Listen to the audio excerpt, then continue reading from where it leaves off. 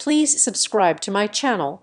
This is my sincere request to you. It took me almost 3 months to build my father's 60th birthday gift by hand, pouring memories into every layer of reclaimed wood and engraved copper. The next morning, I found it in the curbside trash, the wrapping paper completely intact. Meanwhile, the luxury watch my brother bought rested on my father's wrist like a final verdict. I did not cry or scream. I simply turned away in silence, sparking a reckoning that would shatter our family forever. My name is Melody Walker. I am 33 years old and I live in the leafy, unassuming suburbs of Columbus, Ohio. I am a woman who understands the language of old things. My days are spent restoring vintage signs, coaxing the original gold leaf back to life, and crafting high-end bespoke wooden pieces. I measure my life in fractions of an inch, in the grit of sandpaper, and in the quiet patience required to make something beautiful out of something forgotten.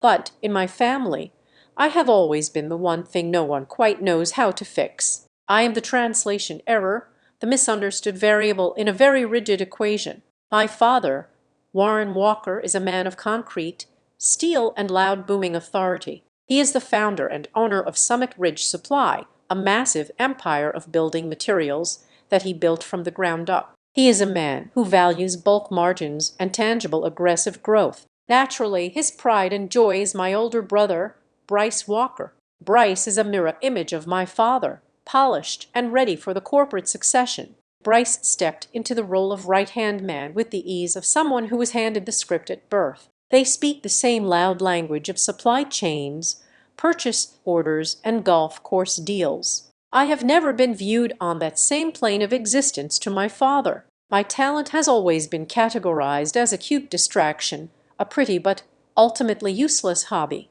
While Bryce deals in tonnage and thousands of dollars, I deal in millimeters and silence. My father has never seen the artistry in my work, only the lack of scalability. I was the daughter you smiled at benignly, patted on the shoulder, and then politely ignored while the real business of the family carried on. But for his 60th birthday, I genuinely believed I could bridge the gap. I thought that if I could just speak his language through my hands, he would finally see me. I spent nearly 3 months designing and building a wall clock. It was not just a timepiece. It was a physical manifestation of his legacy. I sourced a beautiful, heavy slab of dark walnut from the abandoned workshop of my maternal grandfather. The wood had history. It had weight. I spent dozens of hours handishing the brass gears and engraving the solid copper face inside the casing. Hidden but integral, I etched the milestones of his life. I carved the year he married my mother, the year he opened his first tiny supply yard, the year he hit his first major expansion. I poured every ounce of my skill and every fragmented piece of a daughter's desperate hope into that wood. I was certain that this time would be different. This was not just a pretty object. It was our family history compressed into a single undeniable heirloom. It was proof that I paid attention, that I respected what he had built, even if I chose a different path. The birthday party was a sprawling catered affair held in the expansive backyard of my parents' estate. There were at least 80 guests, mostly contractors, developers, and local politicians. It felt less like a family celebration and more like a networking event with a cake. The air sealed with expensive bourbon and loud, boisterous laughter. When the time came for gifts, a hush fell over the patio. Bryce stepped up first, grinning with the effortless confidence of the golden child. He handed my father a sleek velvet box. Inside was a luxury wristwatch, a heavy, ostentatious piece of Swiss engineering that cost more than my car. My father's face lit up with a brilliant, unshadowed joy. He immediately unclasped his old watch, strapped the new one onto his wrist, and held it up for the crowd to see. He walked around the patio, showing it off to his golf buddies, laughing and clapping Bryce on the back.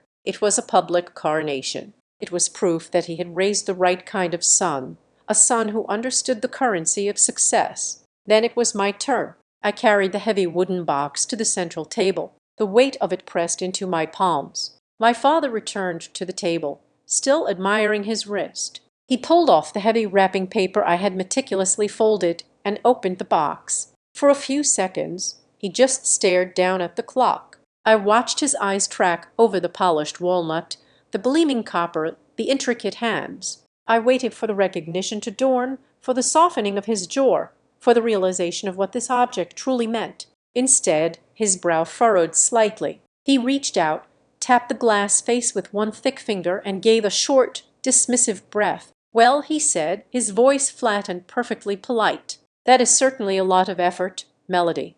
He closed the lid. He did not lift the clock out of the box. He did not ask about the wood or the engravings. He simply slid the heavy box to the side of the table, turning his body away from it to accept a glass of champagne and a hearty handshake from a passing city councilman. The interaction was over in less than 30 seconds. I did not cause a scene. I stood my ground, my hands folded perfectly in front of me. I forced a polite, social smile onto my face and nodded at the guests around me. I stayed for another 2 hours. I drank a glass of white wine. I made small talk with the wives of the foreman, and I kept the smile plaster on my mouth until my jaw itched. But inside my head, something fundamental and structural began to crack and collapse. For years, I had told myself a comforting lie. I had convinced myself that my father just did not understand my gifts. I thought he lacked the artistic vocabulary to appreciate them. But standing there on the patio, watching him actively ignore the piece of his own history I had handed to him, the devastating truth finally settled into my bones. It was not that he failed to understand the gift. It was that he had absolutely no desire to understand me. The medium did not matter. The effort did not matter because I was the one offering it. It would always be categorized as irrelevant. The next morning, the sky was a pale, bruised gray. I drove back to my parents' house early to retrieve a light wool jacket I had left draped over a chair on the patio. The caterers had already cleared the yard, and the neighborhood was wrapped in the quiet stillness of a Sunday morning. I parked my car by the curb and walked up the long driveway. That was when I saw it. Sitting on top of the dark green curbside trash can wedged between a crumpled cardboard box and a black plastic garbage bag was my gift. The heavy wooden box was still perfectly sealed. The thick dark ribbon I had tied around it was completely intact. He had not even taken it out of the box again to look at it in the daylight. He had simply carried it out with the party refuse and left it on the curb for the sanitation workers. I stopped walking. The air around me felt suddenly thin and freezing cold. I stared at the box, my eyes tracing the perfect bow I had tied less than 24 hours ago. My heart did not hammer in my chest. I felt no sudden rush of hot, blinding tears. Instead, a profound, eerie calm washed over me, heavy and cold as iron. I slowly turned my head toward the house. Through the large bay window of the kitchen, I could see my father. He was sitting at the granite island. The morning papers spread out before him. A steaming mug of dark coffee rested near his hand.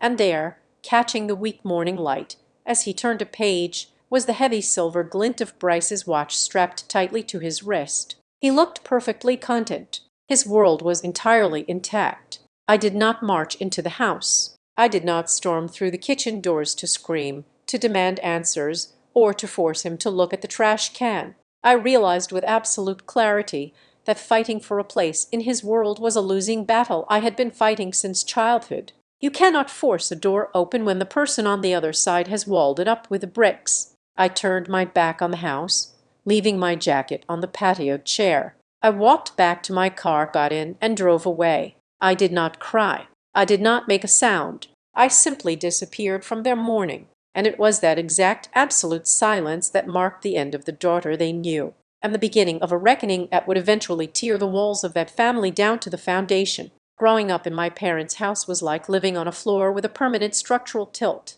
All the gravity, all the warmth, and all the spontaneous applause rolled naturally toward one fixed corner of the room, and that corner was wherever my brother stood. It was not something formally announced at the dinner table, but it was a truth woven into the very fabric of our daily lives, as undeniable as the weather. Bryce was loud, kinetic, and built entirely for the rough, aggressive world my father inhabited. By the time he was 12 years old, Bryce already knew the difference between a load-bearing beam and a decorative joist. He walked with my father's heavy, purposeful stride, and he talked like him, taking up maximum acoustic space in any room he entered. They communicated in a shared dialect of concrete tonnage, union negotiations, and supply chain logistics. I was the antithesis of that world.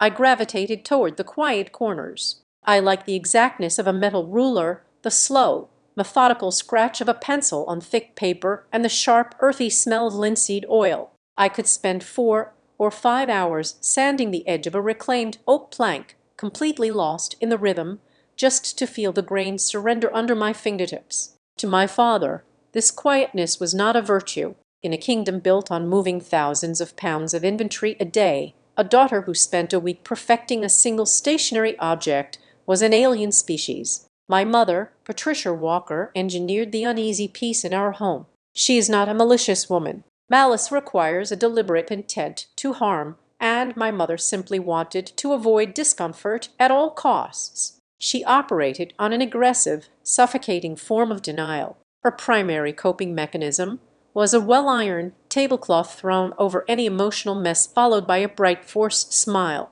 She had a terrible habit of shrinking my pain down to a manageable, bite-sized inconvenience. If my father canned our rare Sunday afternoon plans because he decided at the last minute to take Bryce to a regional trade show in Chicago, my mother would find me sitting quietly in my room. She would smooth my hair, sigh heavily, and say, "Now, do not make a big deal out of it, Melody. Your father is building an empire to secure our future. You have your little art projects to keep you busy." Every blatant inequity, every forgotten promise was neatly repackaged as a necessary sacrifice for the family's greater good. You could not argue with her without feeling like you were the one ruining the peace.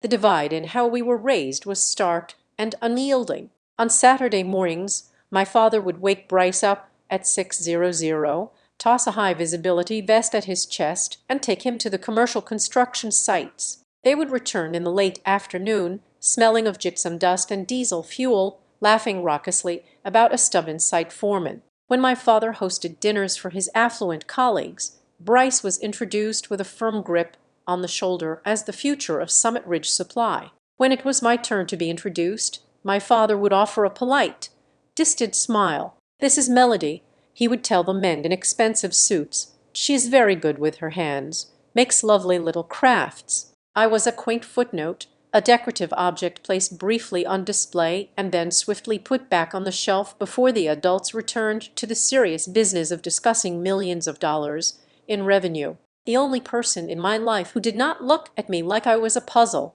with missing pieces was my maternal grandfather, Elias Boone. He was the former owner of an antique print and sign shop located in the historic crumbling warehouse district of the city. While my father worshipped volume, expansion, and speed, my grandfather worshipped permanence and precision. My grandfather's shop was my sanctuary. I spent my teenage afternoons breathing in the heavy, intoxicating scent of lead ink, aged paper, and brass polish. He did not treat me like a fragile, confusing girl. He handed me heavy tools and expected me to learn how to use them. He taught me how to set metal type, how to gold leaf glass storefronts, and how to understand that true patience is a form of quiet dignity. "A loud man demands attention right now," he told me once, wiping down a heavy cast iron letterpress machine.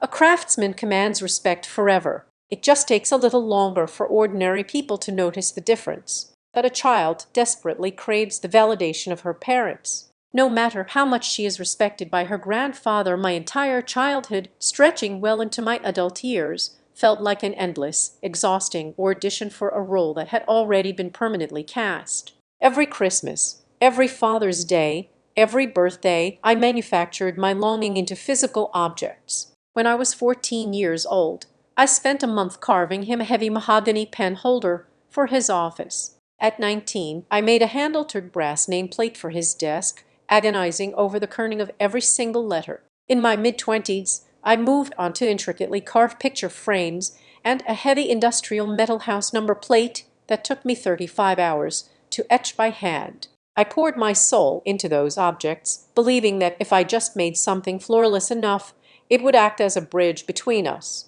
I would hand him the wrapped package. He would smile, his polite, distant smile, offer a brief word of thanks, pat my shoulder, and then slowly but inevitably the items would vanish. They never made it to his executive office downtown. They never stayed on the mantelpiece in the living room. They just evaporated from his daily orbit. For a long time, I protected myself by imagining he kept them in a special drawer at work to preserve them. Then, on a humid afternoon when I was 22 years old, the illusion shattered.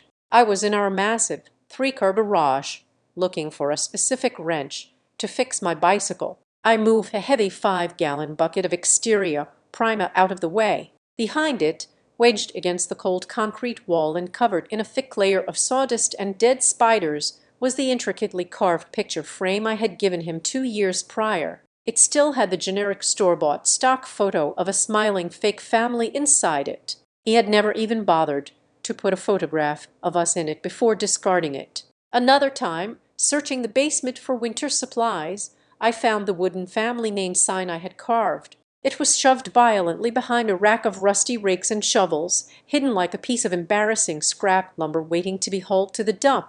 Most people would have stopped trying after finding their heart shoved behind a bucket of paint. But the neglected child is a creature built on toxic, relentless optimism. We construct elaborate, desperate excuses for the people who let us down. I told myself he was just not a sentimental man. I told myself he was too busy managing hundreds of employees and tens of millions of dollars to worry about decorative wood. I kept lying to myself because the alternative that my father felt nothing for me was too massive to carry. I kept pouring my affection into those handmade objects, believing with a pathetic certainty that the next gift would be the one. I thought the next creation would be so undeniable, so perfectly crafted that he would be forced to stop walking, turn his head, and finally recognize my worth. That was why the wooden wall clock for his 60th birthday was never just a piece of wood and copper. It was an accumulation of decades of unrequited effort. It was the final,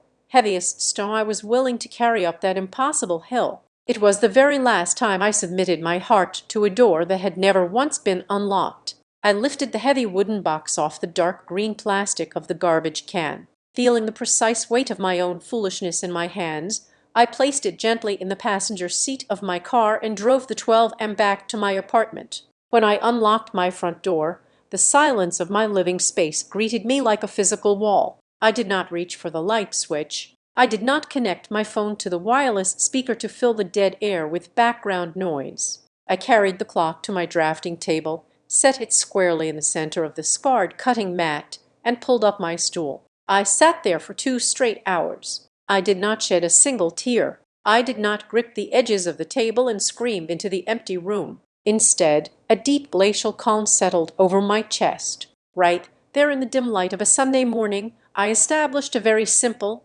unbreakable rule for myself. I would not fight them. I would not draft a long, emotionally bleeding text message defending my worth to people who refused to read it. I would not post vague, passive-aggressive grievances on social media for acquaintances to dissect. I would simply stop participating in the illusion. I would turn off the faucet of my own effort and wait to see how long it took for anyone to notice the drought. The answer, as it turned out, was a painfully long time. Ghosting your own family should require a monumental effort, a series of dramatic dodges and block numbers. But my withdrawal was entirely frictionless. My mother called on a Thursday afternoon, her voice bright and hollow, asking if I would be coming over for the usual Sunday afternoon roast. I kept my voice perfectly level, matching her casual tone. I told her I was completely swamped with a new contract at Northspire Exhibit Studio. Northspire was a high-end fabrication shop where I took on specialized freelance preservation work,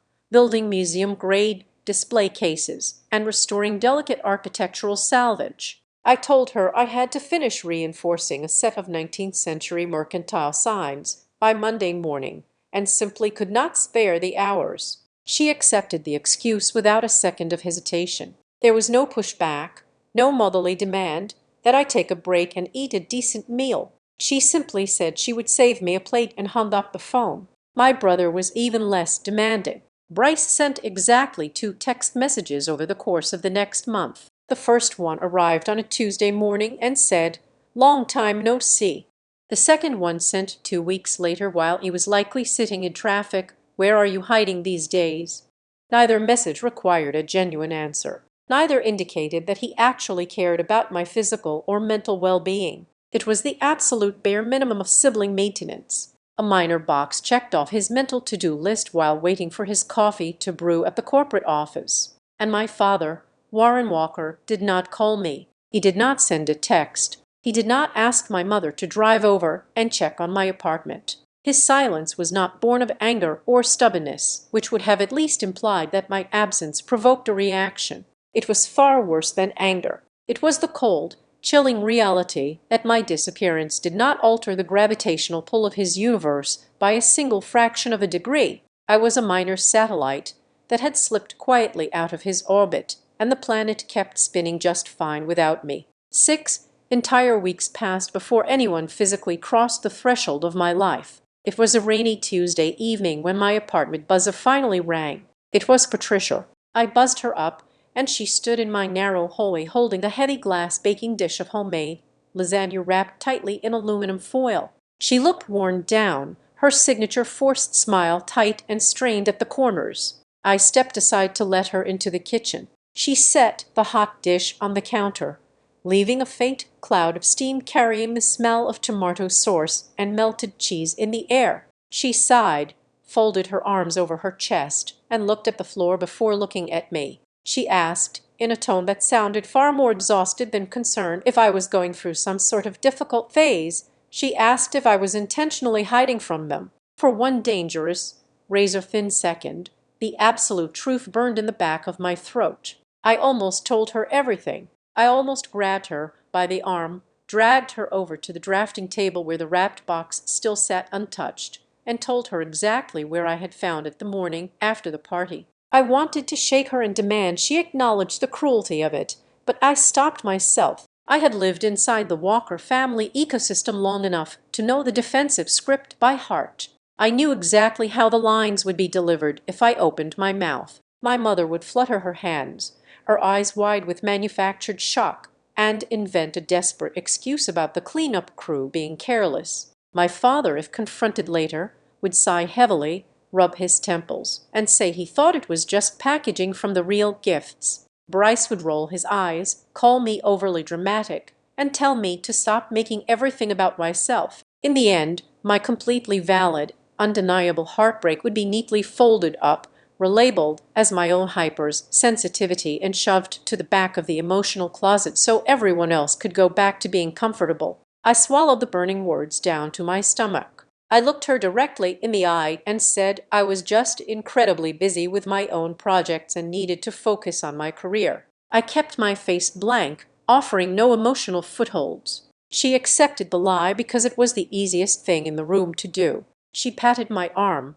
told me to eat the lasagna before it got cold, and walked out the door. She carried away a vague sense of maternal guilt, perhaps just enough to keep her tossing and turning for one single night. But she lacked entirely the courage required to grab a shovel and dig down to the actual root of the fracture. I ate a square of the cold lasagna standing over the sink, letting the profound, echoing isolation wash over me. I was completely untethered from the people who shared my blood, but in that exact pocket of being entirely left alone, a different kind of door quietly unlocked. 3 days after my mother's brief visit, a thick padded envelope arrived in my mail slot from the family estate lawyer. Inside was a heavy antique iron key on a faded leather ring along with a stiffly worded legal letter. Since the family was finally preparing to list my grandfather, Elias Boone's historic property on the commercial real estate market, the remaining assets, they needed someone to saw through the heavy machinery, the antique faces, the rusted excellers moved in to gut the place. They chose me. They did not choose me out of respect for my deep connection to my grandfather or my understanding of his craft. They chose me because it was tedious, quiet, dirty work that did not involve profit margins or networking. They handed me the key to his shop, completely unaware that they were handing me the exact instrument that would soon dismantle their carefully controlled empire. The old shop, owned by Elias Boone, sat anchored on a stretch of city block that was rapidly being swallowed by aggressive, high-end redevelopment. 10 years ago, the neighborhood had been a forgotten grid of shuttered factories, cracked sidewalks, and chain-link fences. Now, sleek boutique coffee roasters, artisan bakeries, and luxury lofts flanked my grandfather's building on both sides. Despite its faded, weathered brick facade, the property was an absolute gold mine. It boasted a massive ground-floor retail space, a sprawling, high-ceiling workshop in the rear, and a sturdy open-air mezzanine where I had spent the most formative years of my life learning the trade. I turned the heavy iron key in the lock. The brass tumblers clicked into place, and the heavy oak door groaned inward, breaking a vacuum of stale air that had been trapped inside since his passing. Stepping over the threshold was like stepping directly into a time capsule. The dust danced heavily in the thick shafts of sunlight, piercing through the high transom windows. Everything remained exactly as he had left it. The massive cast iron printing press dominated the center of the ground floor like a sleeping beast. Racks of wooden and lead type lined the walls in hundreds of shallow, meticulously labeled drawers. The air still held the sharp metallic tang of aging mineral spirits mixed with the faint, sweet ghost of pipe tobacco and the dry scent of old paper. Sitting on the corner of his primary workbench was the vintage wooden radio, a relic that used to hum with low,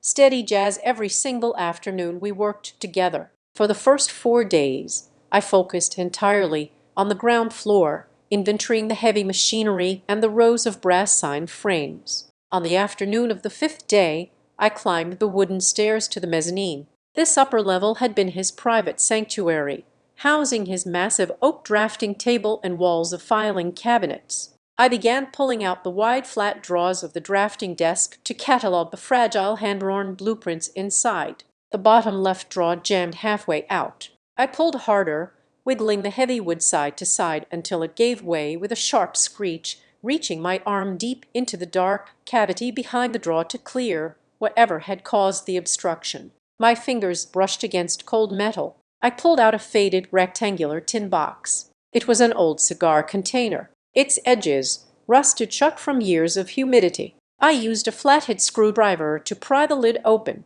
Inside the tin were 3 distinct items: a folded stack of yellow legal paper, a sealed envelope, and a small leather-bound notepad. I unfolded the yellow paper first. It was a handwritten draft of his last will and testament. I scanned the neat block lettering, tracing the familiar shape of his handwriting. Halfway down the second page, the breath completely left my lungs. There, written in clear, unambiguous legal phrasing, was a direct directive. The entire commercial property, including the building, the rear workshop, and all physical assets within, were to be left exclusively to Melody Walker. He had written a firm justification right beneath the clause. He stated that I was the only person in the family who understood how to preserve the craft, who respected the history of the place, and who would not simply view the property as a liquid commodity to be traded for fast cash. A cold, heavy numbness spread from the back of my neck down to my fingertips. I knew exactly what the official probated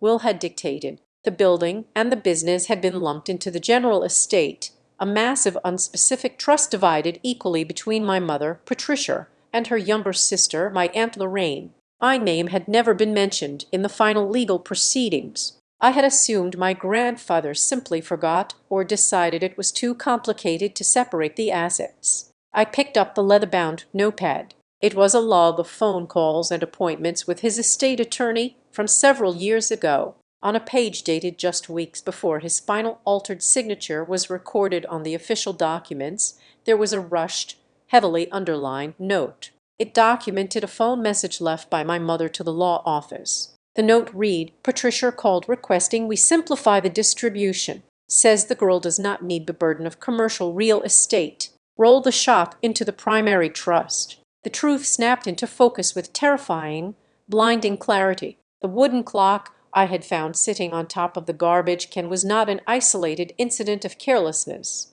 It was merely the most visible physical manifestation of a lifelong systemic erasure. They did not just throw away my gifts. They actively scrubbed my name off anything that held actual power, legacy, or financial value. My mother had not just been keeping the peace all these years. She had actively orchestrated my disinheritance to keep the family assets neatly consolidated. She had stolen my grandfather's final wish to ensure the building remained a financial safety net for my father and brother to eventually exploit. My hands shaking slightly, I tore open the sealed envelope. It was an unfinished letter addressed to me. The ink was slightly smudged, written by a hand that was growing tired. In it, my grandfather expressed his deep, gnawing fear. He wrote that he watched the way Warren and Bryce looked at the shop during family visits. He noted that they did not see a workshop. They only saw square footage, market rates, and commercial zoning potential.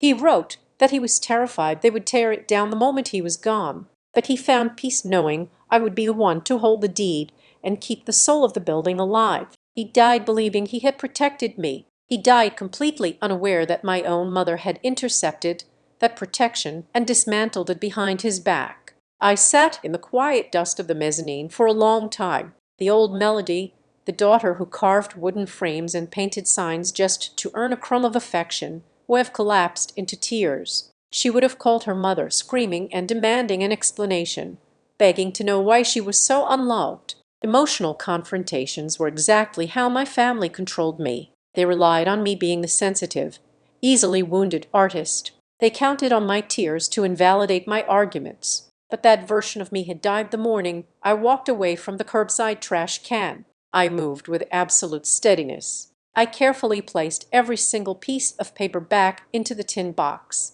I locked the heavy oak doors of the shop, got into my car, and drove directly to a local printing center. I paid to make 3 high-quality physical copies of every single document, placing the originals in a fireproof lock I bought from a hardware store down the street. I went back to my apartment, opened my laptop, and began researching. I did not look for a family therapist or a mediator. I looked up Gideon Pike. Gideon was a notoriously ruthless, fiercely private estate litigator who operated out of a sleek, unmarked office downtown. He was not the kind of lawyer you hired to draft a friendly, cooperative family agreement. He was the legal equivalent of a demolition crew. He was the man you hired when you wanted to dismantle an opponent down to the foundational studs. I called his office and booked a consultation for the following Wednesday morning. For 33 years, I had begged for a seat at my family's table using sentiment, patience, and craftsmanship. I was entirely done begging. I was preparing to walk into a room holding ironclad proof, ready to take the entire table for myself, and I was going to use their own ruthless language of contracts and assets to do it. Gideon Pike did not have a warm office. There were no plush leather sofas or soothing landscape paintings meant to put nervous clients at ease. His workspace was a stark glass-walled room on the 40th floor of a downtown high-rise, furnished with sharp angles and a brutalist steel desk. He was a man who traded in facts, leverage, and the cold, hard realities of familial greed. I sat across from him and watched as he carefully reviewed the yellowed handwritten pages I had brought in the fireproof box. He read my grandfather's notes twice, his face completely impassive. When he finally looked up, he placed his hands flat on the glass surface of his desk. He told me in a voice as dry as winter air that these documents were not just sentimental scrap paper.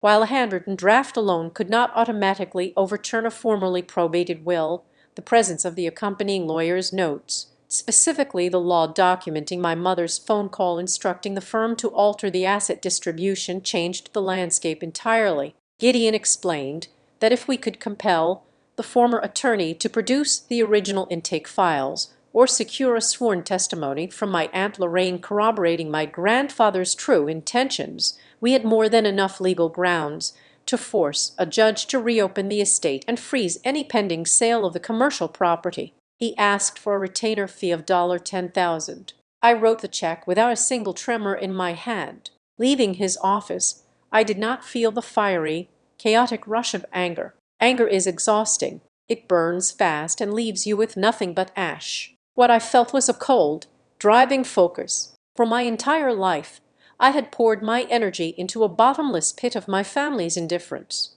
Now, I took all of that meticulously disciplined patience and turned it entirely toward myself. I stopped waiting for the phone to ring. I stopped wondering if Bryce or my father would ever experience a sudden, miraculous change of heart. Instead, I locked myself in my apartment studio and worked. I spent 2 solid weeks building a sleek, professional digital portfolio. I officially launched a dedicated custom order platform for my bespoke wooden clocks, high-end hand-painted signage, and architectural restorations. For the first time in my professional life, I stopped underpricing my labor to avoid making clients uncomfortable. I calculated the exact cost of my materials, multiplied my hourly labor rate by 3, and updated my website. I increased the base price of my custom timed pieces to $4,000. A part of me, the old conditioned part that was used to being dismissed, fully expected the internet to laugh at me. I expected absolute silence, but the silence never came. Within 72 hours of the site going live, I received my first inquiry, then a second. It turned out that when you stop apologizing for your worth, people stop questioning it. Clients did not run away from the higher price tags. They respected the authority of them. They saw the meticulous precision in my joinery and the flawless execution of my copper engravings, and they gladly paid for the privilege of owning something permanent. The true turning point arrived on a rainy Tuesday morning. The owner of a highly successful, rapidly expanding local boutique coffee roaster emailed me. He was opening 3 new flagship locations across the city over the next 8 months. He did not want mass-produced plastic neon signs or cheap factory clocks. He wanted massive hand-painted gold leaf windowing and 3 towering custom walnut wall clocks to serve as the visual centerpieces for each cafe. We negotiated the terms over a single phone call. The total contract was worth $45,000.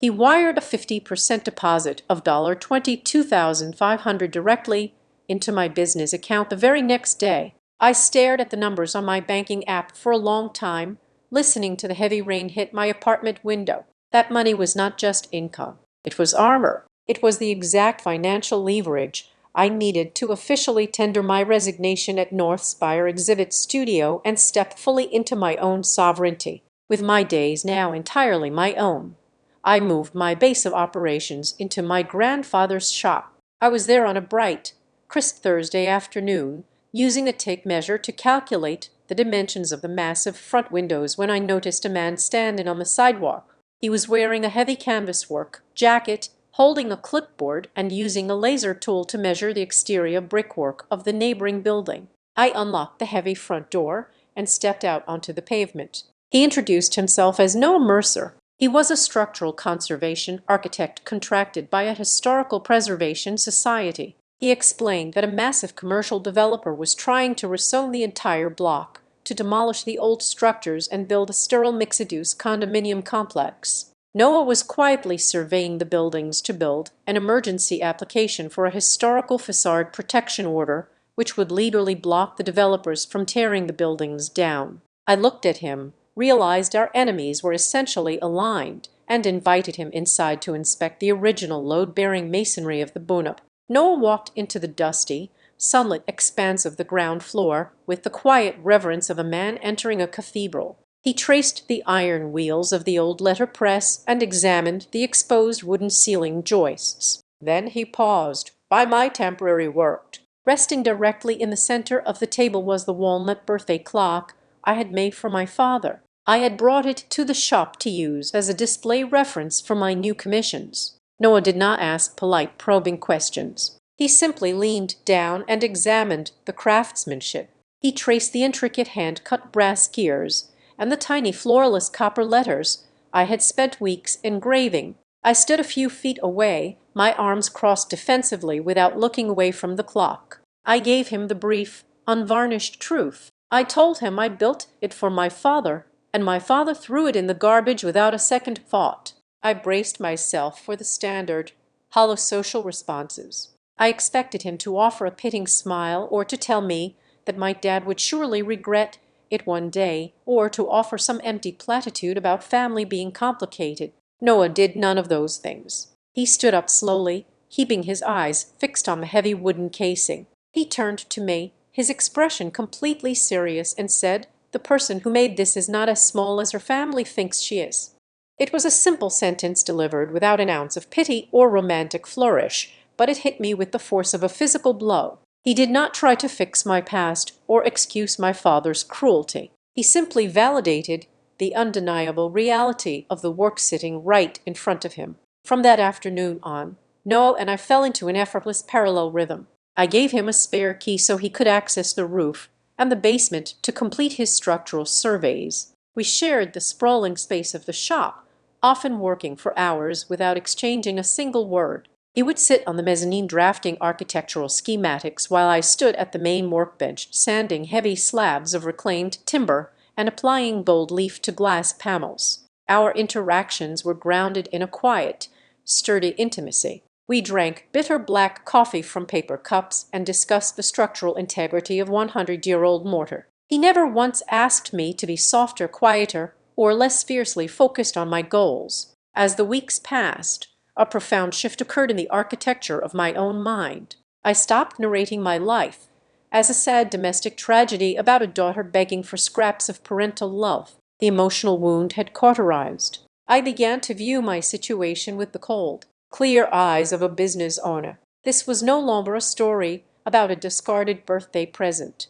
This was a territorial dispute over my identity, my creative labor, and my legal right to exist in the world my grandfather had built. By the time the leaves outside the shop began to turn a sharp, brilliant gold, I realized I had crossed a threshold. I was standing inside a building that rightfully belonged to me, running a highly profitable business with my own two hands. I had a ruthless litigator preparing to drop a legal bomb on my family's financial schemes. And as I watched Noah Mercer carefully pack up his drafting tools at the end of another long day, offering me a small, genuine smile across the dusty room, I realized I finally had a man in my life who did not require me to shrink myself just so he could feel tall. Gideon Pike moved with the swift, lethal precision of a predator who had finally caught a scent. Exactly 14 days after our initial consultation, he formally filed a petition in probate court to review the estate distribution of Elias Boone. Attached to the filing were high-resolution certified scans of the handwritten draft will, my grandfather's unfinished letter, and the damning ledger notes we had subpoenaed from the original attorney's archiving service. It was a heavy, undeniable stack of legal artillery designed not to negotiate, but to entirely freeze the board. The official legal notice was served to my parents' estate via certified courier. For over 4 months, I had been a ghost in their lives, a negligible absence they had comfortably ignored. But the moment that thick manila envelope was signed for, my absolute silence was shattered. My phone began to ring. It did not ring with apologies or concern for my well-being. It rang with raw, unadulterated panic. My mother was the first to break. She called me at 8:00 on a Thursday evening. The moment I answered, her voice was already trembling, thick with manufactured distress. She begged me to withdraw the petition immediately. She kept repeating that I was taking a private family matter and twisting it into a cold, ugly legal issue. She asked how I could do this to my own flesh and blood, leaning heavily on the guilt that usually kept me compliant. I sat at my workbench in the shop, holding the phone to my ear, and listened very closely to the spaces between her frantic sentences. I waited for her to call the lawyer's handwritten note a forgery. I waited for her to deny ever making that phone call to strip my name from the trust. The denial never came. She skirted around the truth, leaning heavily on the word misunderstanding, but her failure to explicitly deny the act was all the confirmation I needed. I told her I had client work to finish and calmly ended the call. Less than 2 hours later, Bryce's name flashed across my screen. I let it go to voicemail, then listened to the audio recording in the quiet of the empty shop. He did not sound sad or emotionally wounded like our mother. He sounded furious, his voice clipped and breathless like a man who had just sprinted up a flight of stairs. "You need to call your attack dog off right now," his recorded voice demanded, echoing thinly out of the phone speaker. "You do not understand what you are doing, Melody. You are going to make things incredibly messy for everyone. Drop the suit and we can figure out a fair payout. Call me back."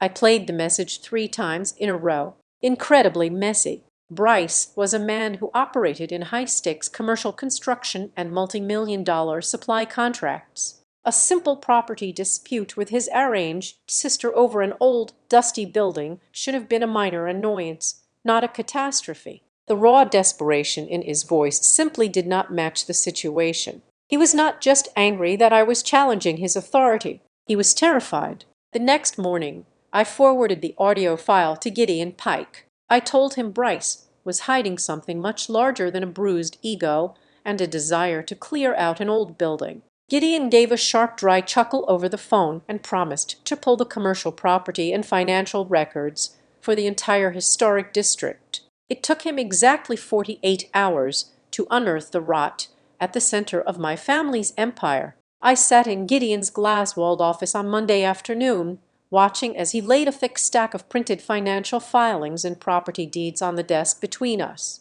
The Boone shop was not just sitting dormant, waiting to be casually listed on the open market when the family got around to it. It was already quietly locked into a highly lucrative purchase option agreement with a massive corporate real estate developer. The developer had been quietly trying to acquire our entire block, to bulldoze the historic facades and build a sterile mixed-use high-rise complex, and the broker aggressively pushing the sale from the inside. The man who had independently guaranteed the swift delivery of the Boone property to the developers was Bryce. Gideon tapped a manicured finger against a secondary stack of papers he had dug into Bryce's recent business ventures. For the past 2 years, my brother had been spearheading the development of a massive state-of-the-art commercial warehouse facility on the outskirts of the city. He had convinced private investors it was a sure bet, but the project had completely hemorrhaged money. Severe supply chain delays, catastrophic zoning miscalculations,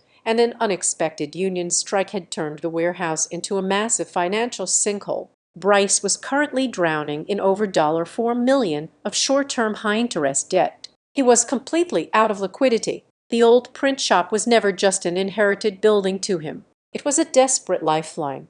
Bryce had explicitly earmarked the upcoming sale of our grandfather's property to cover his catastrophic losses and patch his bleeding cash flow before his creditors dragged him into bankruptcy court. But he cannot sell it without my mother and aunt signing off, I said, staring hard at the printed numbers, my mind racing to connect the final pieces. And my father would never let Bryce sink that deep without intervening. He would just write a check. Gideon slid one final, heavily redacted document across the glass desk. It was a corporate loan guarantee. Your father did intervene, Gideon said softly, leaning back in his chair, but not by bailing him out with personal cash. Warren Walker, the untouchable titan of industry, had used Summit Ridge Supply as the primary corporate guarantor for a massive portion of Bryce's failing commercial loans. The realization hit me with the force of a physical blow. My father had not just protected his golden boy out of blind, paternal affection. He had directly tied the financial health of his own life's work to Bryce's reckless gamble. If Bryce defaulted on those loans, the creditors would come directly for the operational capital of Summit Ridge Supply. It would entirely my father's company. The entire narrative my family had spun for years, completely unraveled right there on the glass desk. The decision to simplify the estate and remove my name from the deed was never a tragic oversight. It was never about my mother wanting to spare my delicate artistic soul from the harsh, complicated realities of commercial property management. It was a calculated, premeditated theft. They had looked at the legacy my grandfather built, looked at the quiet daughter who loved it, and decided my inheritance was the perfect sacrificial lamb to save Bryce from his own gross incompetence. I walked out of Gideon's office and stepped onto the busy downtown sidewalk, pulling my coat tight against the chill of the wind. The air felt incredibly clear, sharper than it had been in months. The lingering pathetic hope that my family simply did not know how to love me properly evaporated entirely, leaving nothing but cold, hard reality behind. This was no longer a tragic domestic drama about a neglected daughter trying to reclaim a lost memory or crying over a discarded handmade gift. It was a brutal zero-sum financial war. I was standing directly between a corporate developer bulldozer and the only tangible piece of history my grandfather had left behind. On the other side of the battlefield was a family desperate to turn my past into their immediate cash. They had assumed I would fold because I had always folded. They thought they could bully me into submission because I preferred silence to shouting, but they had fundamentally misunderstood the nature of my silence. I was not quiet because I was weak. I was quiet because I was a craftsman, and I was carefully measuring every single angle before I drove the final nail into their plans. It was approaching 9:00 on a Thursday night, and the historic district had settled into a deep, echoing quiet. Inside the shop, I was standing under the warm glow of the suspended industrial lights, applying the final layer of hand-rubbed tung oil to the second of the three massive walnut clocks ordered by the boutique coffee roaster. The rich, earthy scent of the oil mixed with the familiar background notes of old paper and mineral spirits. I was completely absorbed in the friction of the canvas rag against the wood grain when the heavy brass handle of the front door clicked and turned. I did not flinch. I assumed it was Noah returning to grab a structural schematic he had left on the drafting table. But the footsteps that echoed across the original hardwood floor were too heavy, too deliberate, and entirely too familiar. I turned around. My father, Warren Walker, was standing in the center of the ground floor. He was wearing his signature charcoal wool overcoat, his silver hair perfectly swept back, looking like a man who had just stepped out of the corporate boardroom. He looked entirely alien inside the raw, unfiltered reality of my grandfather's workspace. For a long moment,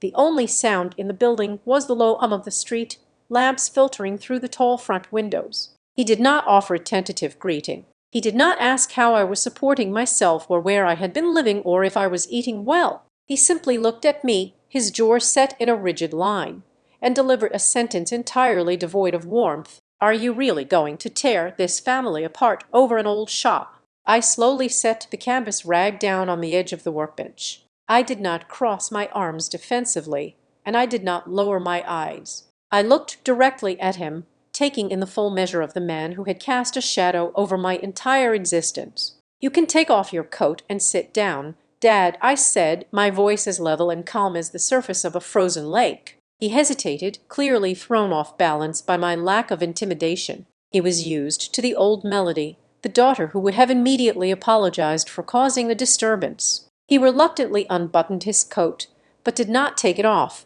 He pulled up one of the heavy iron-legged stools and sat stiffly on the edge of it. As he sat, I watched his eyes scan the room. I knew exactly what he was seeing. He was seeing the meticulously organized racks of tools. He was seeing the massive half-finished commercial commissions taking up the center space. He was seeing the undeniable physical proof of my competence. This was the very first time my father had ever stepped foot inside a space that belonged entirely to me. Every square inch of the room was a silent, undeniable argument that his lifelong assessment of my worth had been completely and fundamentally wrong. He cleared his throat, leaning forward slightly, and launched into the exact script I had anticipated. "Your mother is making herself sick over this injunction," he began, his tone carrying the heavy practiced authority he used on his employees. "She only ever wanted what was fair for everyone. Bryce is carrying a massive amount of stress trying to keep his own projects afloat,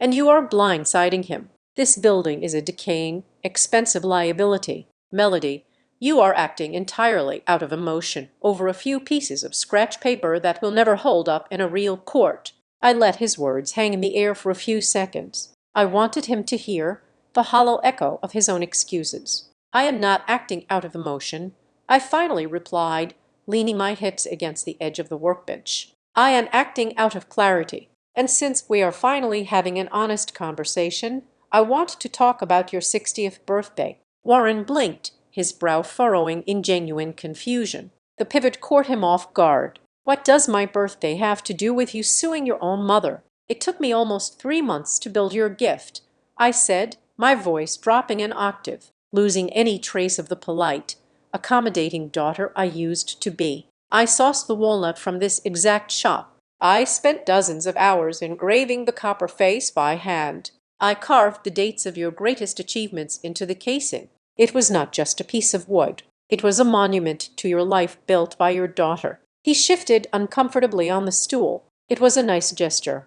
Melody, I told you that at the party, the morning after the party," I continued, speaking over him, refusing to let him dictate the pace of the truth. "I came back to the house to get my jacket. I found the box sitting on top of the curbside trash can. The ribbon was still perfectly tied. You had not even opened it again to look at it in the daylight. You threw my heart into the garbage, and then you sat in the kitchen drinking coffee with Bryce's luxury watch strapped to your wrist. A flash of genuine panic crossed my father's face. For the first time in my life, I saw the formidable Warren Walker scramble for footing. "That was a mistake," he said quickly, waving a hand in the air. "The catering crew was cleaning up the patio. They must have swept it up with the empty boxes and the wrapping paper. It was a misunderstanding." I did not let him slide into that comfortable, familiar lie. I raised my hand and pointed directly over his right shoulder. "Turn around," I commanded. He stopped talking. He slowly turned his head to follow my finger. Sitting on the top shelf of the display rack, illuminated by a small brass spotlight, was the reclaimed walnut clock. It was pristine, heavy, and undeniable. I took it out of the trash myself. I told his back. He turned around to face me again, his face completely pale. "But that is not the reason I hired a lawyer. Dad, throwing the gift away only proved that I was an unnecessary accessory in your life. What actually broke the illusion was what happened next." He stared at me, his mouth in a tight, defensive line, unable to form a rebuttal. I walked away, I said softly, the absolute truth of it ringing clear in the quiet room. I stopped calling. I stopped visiting. And for 6 entire weeks, not a single person in that house cared enough to ask why I had disappeared. My absence did not disrupt your life for a single second. The only reason you are sitting in this room right now is not because you missed your daughter. You are sitting here because I finally touched something you actually care about. A profound heavy silence settled over the shop. I watched a crack finally form in my father's iron facade.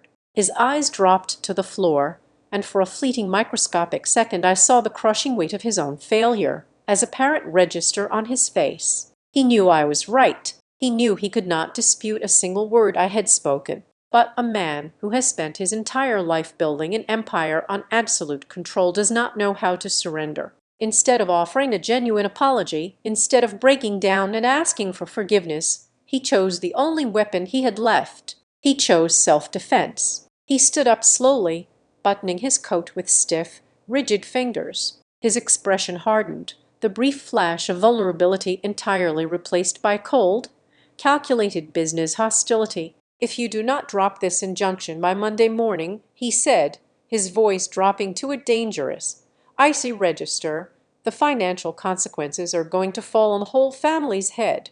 You think you are proving a point, but you are going to destroy your brother's future. And you are going to bleed my company dry. You are playing a game you do not have the capital to survive."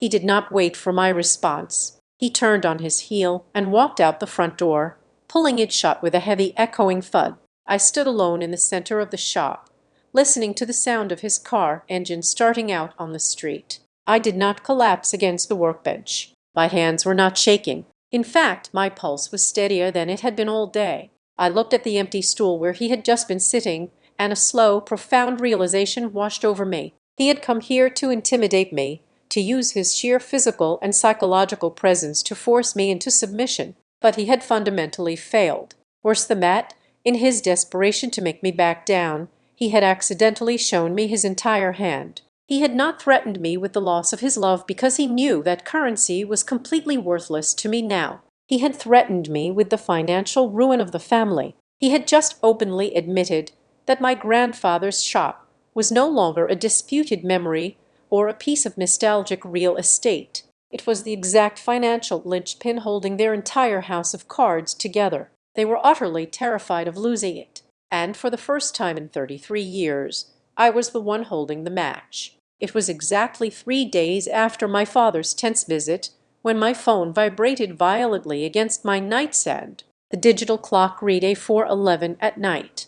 Noah's name illuminated the dark bedroom. I answered immediately. He was pulling a late shift reviewing structural scans at his firm's office located just 2 blocks down the street from the Boone property. He told me, his voice tight with urgency, that an unmarked commercial moving truck had just backed up to the rear loading dock of the shop. He had been watching out his window. It was the 3rd time that week he had seen the exact same vehicle idling in the dark alleyway past midnight. Legally, The building was frozen under the pending probate dispute. Absolutely nothing was supposed to cross that threshold, let alone a team of men with a cargo truck. I threw on a heavy coat and immediately called Gideon Pike. By 9:00 the following morning, Gideon had practically kicked down the door of a county judge's chambers to secure an emergency temporary restraining order. The mandate granted us immediate, unrestricted access to inspect the premises. We drove to the historic district together.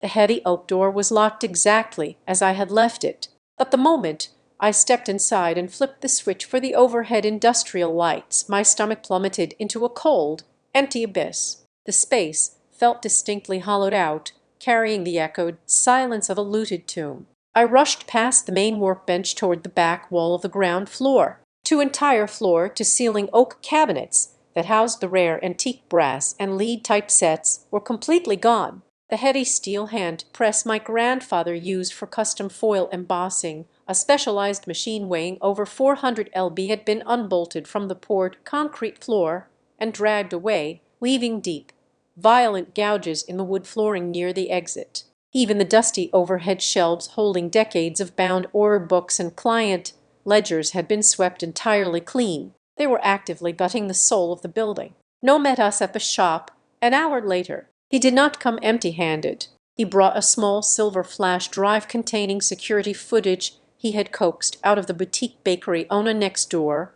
whose exterior cameras pointed directly into the shared alleyway. We huddled around Gideon's laptop resting on my drafting table. The grainy black and white video from Tuesday night showed my brother Bryce standing in the cold alleyway wearing a heavy wool coat. He was aggressively directing three men in unmarked work shirts as they loaded my grandfather's irreplaceable printing equipment into the back of the rented box truck. Bryce was not just arrogant. He was actively liquidating the physical assets. Gideon explained the grim reality of the footage. Bryce was likely selling the antique machinery and the raw brass type to private collectors or industrial scrapyards under the guise of clearing out worthless junk. He was bleeding the property dry behind our backs, desperately trying to extract fast, untraceable cash to patch the bleeding holes in his failing warehouse project before the court could permanently lock the doors. While Gideon paced the length of the shop,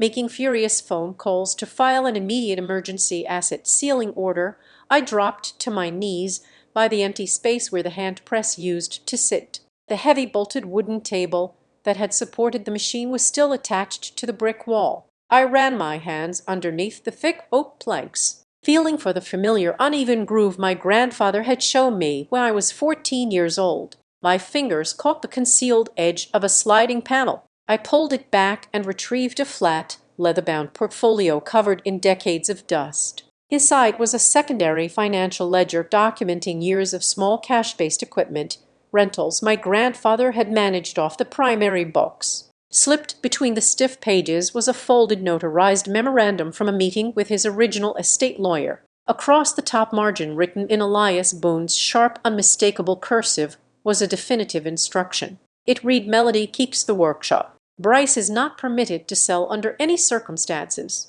Armed with this new explosive piece of written evidence, Gideon ruthlessly cornered the last remaining weak link in the family's legal defense. He issued an aggressive subpoena to my Aunt Lorraine, facing the severe threat of being charged as a criminal accessory to estate fraud. Lorraine finally broke her Decatur-so-long silence. During an incredibly tense recorded deposition in the cold glass walls of Gideon's conference room, she admitted everything on the record. She confessed that she had fiercely opposed Patricia's sudden, quiet demand to simplify the estate files all those years ago. However, she ultimately backed down, choosing to keep the peace rather than trigger a vicious public family war mere days after their father's funeral. But the most devastating blow came in the second hour of her sworn testimony. Lorraine revealed that my mother was never the naive, passive peacemaker I had always imagined her to be. Patricia knew exactly what her father intended. She knew the shop belonged to me, but she willingly agreed to strip my name from the legal documents because Warren had convinced her I was utterly incompetent. According to Lorraine, my father had told my mother that handing me the deed was a complete waste of valuable commercial real estate.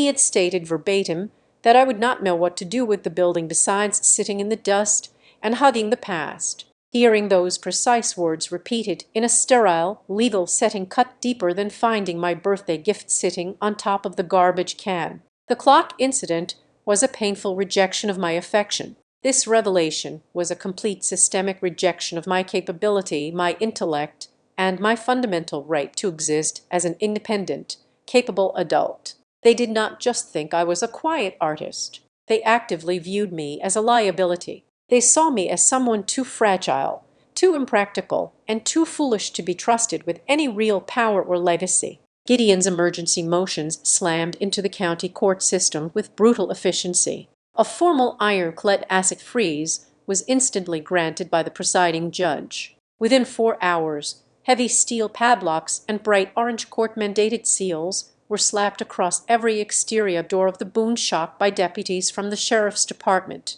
The immediate, highly visible halt of the liquidation sent shock waves through the corporate developers. Realizing the property was now hopelessly tangled in hostile, highly publicized litigation, the massive real estate firm began aggressively pressuring Bryce and Warren, threatening to pull their multi-million-dollar purchase offer entirely and leave Summit Ridge Supply holding the bag on the defaulted loans. As the official trial date loomed less than 3 weeks away, a profound, unshakable stillness settled over my life. The terrified, accommodating daughter who used to carve wooden frames, hoping to earn a single crumb of validation, was completely and permanently dead. I stood alone in the exact center of the store my family had created. I was surrounded by a towering mountain of their debt, their documented lies, and their desperate, pathetic scrambling. But I was the only person in the Walker family whose hands were completely clean. I no longer wanted their apologies. I no longer needed their understanding or their permission to succeed. I looked at the towering stack of legal documents resting on my desk, squared my shoulders, and realized that for the first time in my 33 years of life, I was finally ready to look my family in the eye and say, no, it ends right here.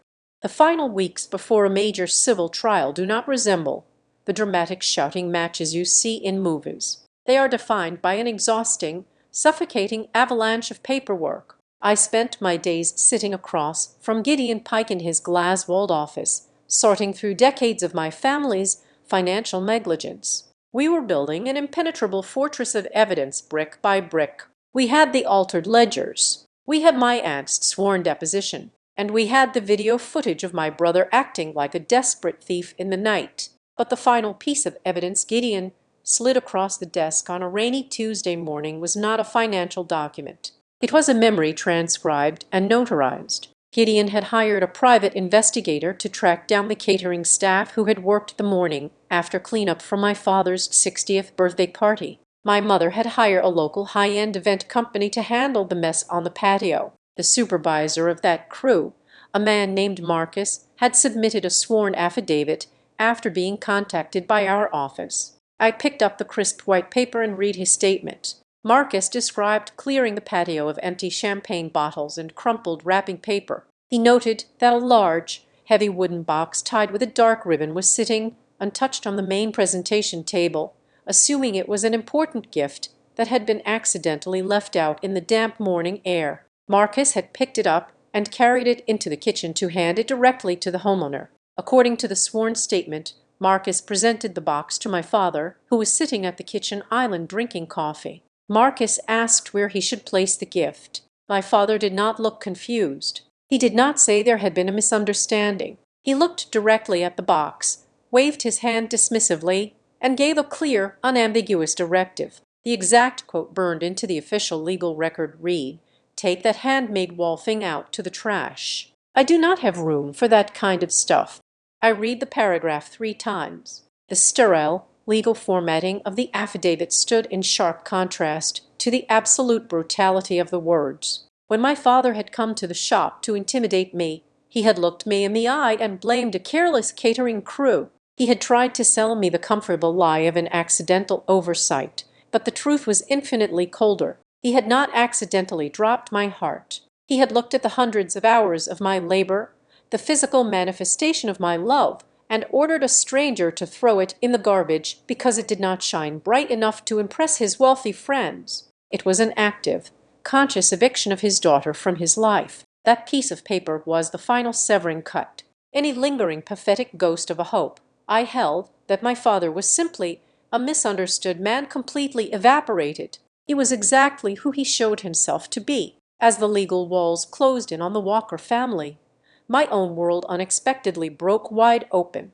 A prominent architectural preservation journalist who had been following Noah Mercer's efforts to save our historic block caught wind of my story. She wrote a massive, sprawling feature piece for a highly respected Midwest design quarterly. The article did not mention the ugly legal battle with my family. It focused entirely on the history of the Elias Boone shop and my dedicated solitary work to revive the dying art of traditional sign painting and herology. The article went completely viral within the regional interior design community. My business inbox, which had been steadily growing, suddenly exploded. On a Thursday afternoon, I received a video call from the procurement director of a luxury boutique hotel chain based in Chicago. They were renovating 3 historic properties across the state and wanted to anchor their lobbies with my craftsmanship. They commissioned 3 massive intricate brass and walnut grandfather clocks along with 30 hand-gilded directional signs.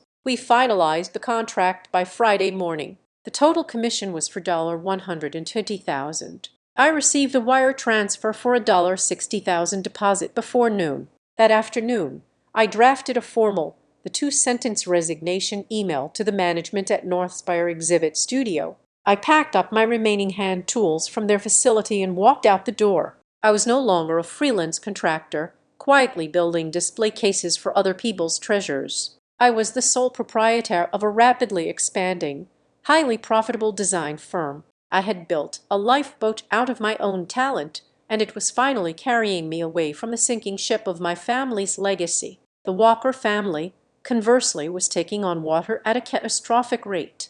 With the Boone property legally locked under court seal, the corporate developers entirely lost their patience. They issued a formal notice to Bryce, giving him exactly 10 days to clear the legal hurdles, or they would revoke their multi-million-dollar purchase offer entirely. Without that cash infusion, Bryce's warehouse creditors were preparing to call in the loans, which would immediately trigger the corporate guarantees my father had so recklessly signed. Summit Ridge Supply was staring directly down the barrel of severe financial restructuring.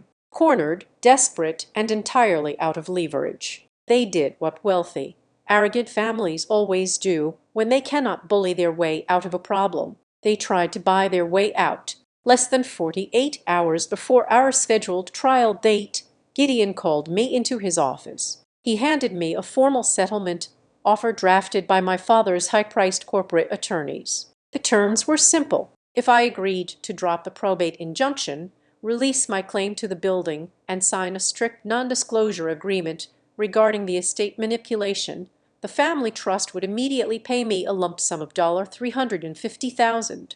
Gideon sat quietly, letting me absorb the number. For a woman who had spent her entire adult life carefully budgeting for groceries and raw materials, it was a staggering amount of money. It was enough capital to buy my own commercial workspace outright. It was a golden ticket to walk away and never look back. But I looked at the glossy legal paper, and I saw the trap hiding just beneath the surface of the cash. If I took the money, I would be handing them the exact narrative they desperately needed to survive. The moment the check cleared, the Walker family would completely rewrite our history. They would tell their country club friends and business partners that I was just a bitter, estranged daughter who held the family hostage for a massive payday. They would validate my father's long-held belief that I was nothing more than a parasite. Taking the money meant I was finally agreeing to their terms. It meant putting a price tag on my grandfather's memory and my own dignity. I handed the paper back to Gideon.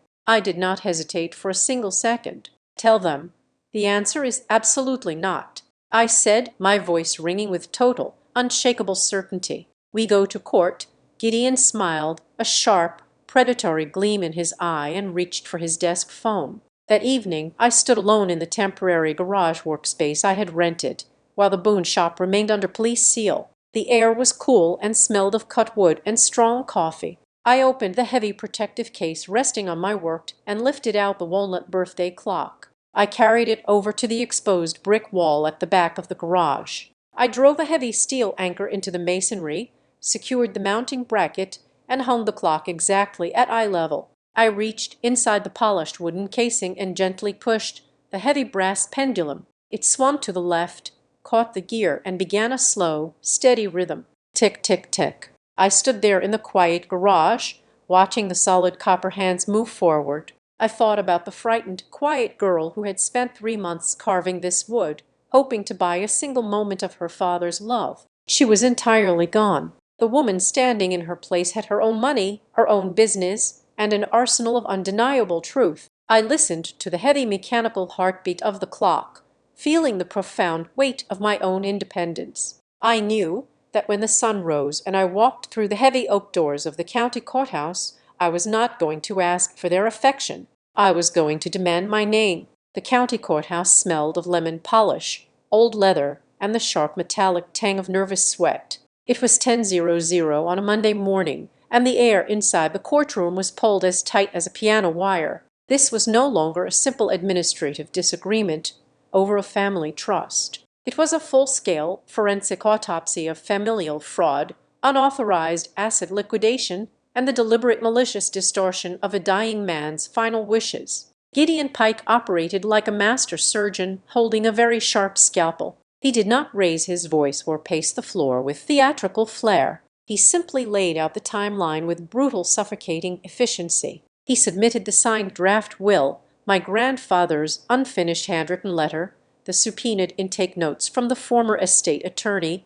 the hidden cash rental ledger, and the sworn deposition from my Aunt Lorraine. Then he formally entered the corporate real estate option agreement my brother had secretly signed with the developers. When my mother, Patricia, took the witness stand, she looked incredibly small, stripped of her carefully curated domestic sanctuary. Her defensive maneuvers completely failed her. Gideon gently but relentlessly backed her into a corner under oath, asking exactly why she had instructed the law firm to alter the asset distribution. She gripped the edges of the wooden stand, her signature forced smile completely gone, and broke down weeping. She choked out the confession that she knew her father desperately wanted me to have the building.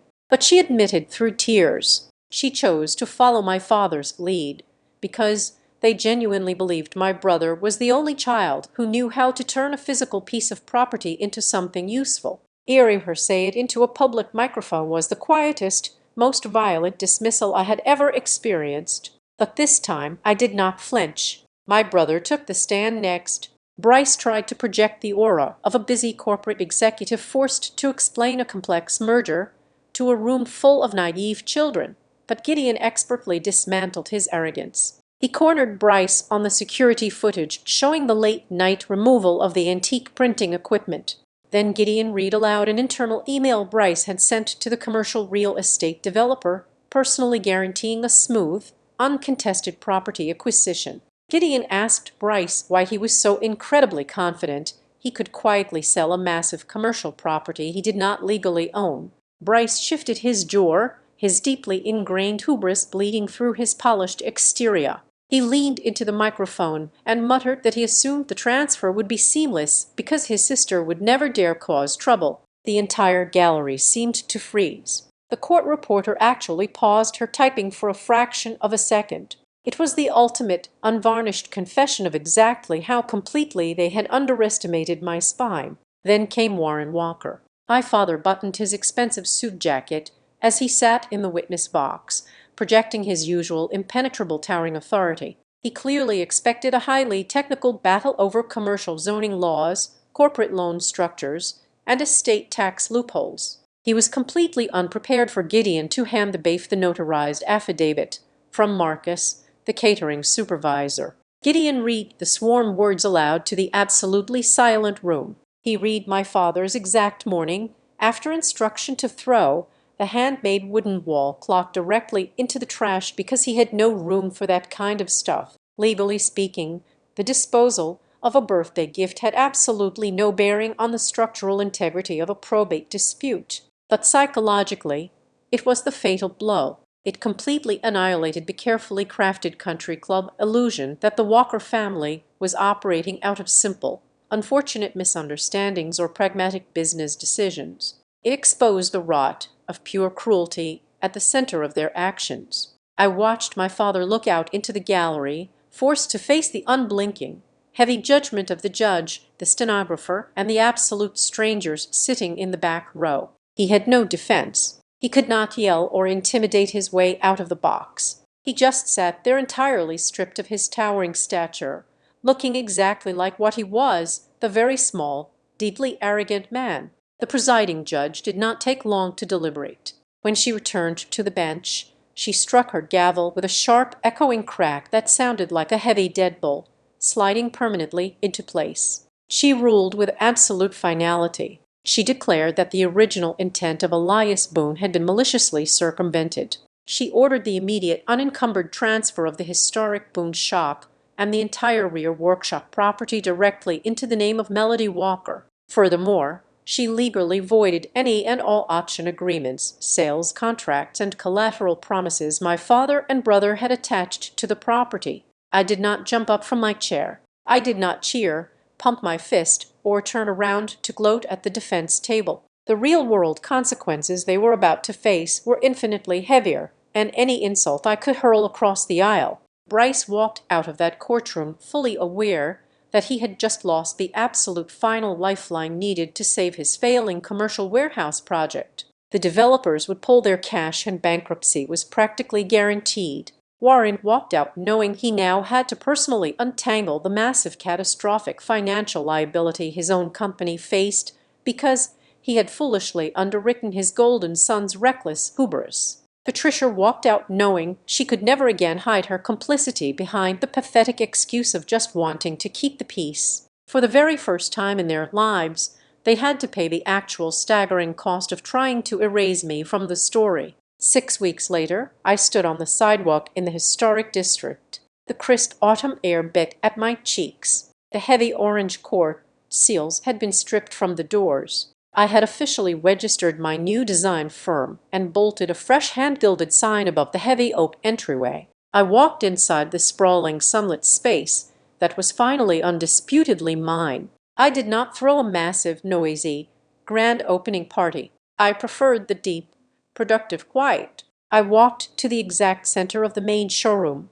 holding the heavy walnut clock I had made for my father's 60th birthday. I mounted it securely on the highest, most prominent exposed brick wall in the room. I stepped back, crossed my arms, and listened to the heavy, steady ticking of the copper hands echoing through the vast space. I did not keep the clock as a masochistic monument to my past humiliation. I kept it as a permanent, undeniable physical proof of a fundamental truth. Something carelessly thrown into the garbage out on the curb can easily become the most valuable centerpiece in the room, just as long as it finally lands in the hands of someone who knows exactly what it is worth. Thank you so much for listening to my story today. Let me know down in the comments where you are tuning in from so we can connect and share our thoughts. Please do not forget to subscribe to the Azad Revenge Stories channel, like the video, and support me even more by hitting the hype button so this story can be heard by many more people. Thanks to all.